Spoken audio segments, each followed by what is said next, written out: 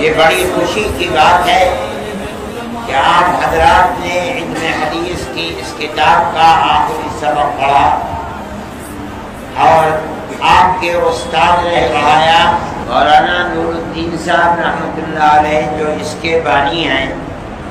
میرے ان سے تعلقات تھے اگرچہ میں بہت چھوٹا تھا اور وہ میرے والد کی خدمت میں رہا کرتے تھے. وہ اپنی محبت سے میری بھی خدمت کیا کرتے تھے.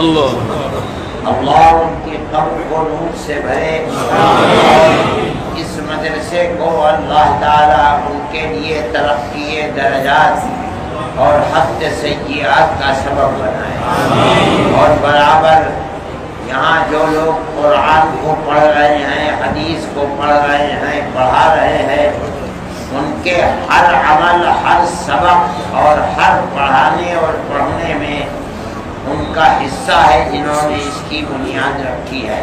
اور انشاءاللہ یہ مدرسہ ان کی حسن نیت کی بنیاد پر ترقی کر رہا ہے اور ترقی کرتا رہے گا.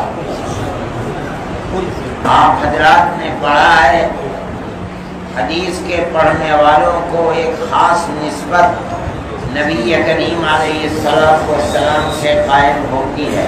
اے پروردگار ان کو اپنے دین کی خدمت کے لیے جن اساتذہ نے پڑھایا ہے ان کے پڑھانے کو قبول فرما اور جو بچے پڑھ رہے ہیں اللہ سب کو بامراد فرما، عالم باعمل بنا، کامیاب و کامران فرما، شرور و فتن سے محفوظ و محفوظ فرما، ہدایت عطا فرما، قول ثابت پر استقامت عطا فرما، تمام مدارس اسلامیہ کی حفاظت فرما، اس مدرسے کی بھی حفاظت فرما، دن دونی رات چوگنی ترقی عطا فرما، شرور و فتن سے محفوظ و محفوظ فرما.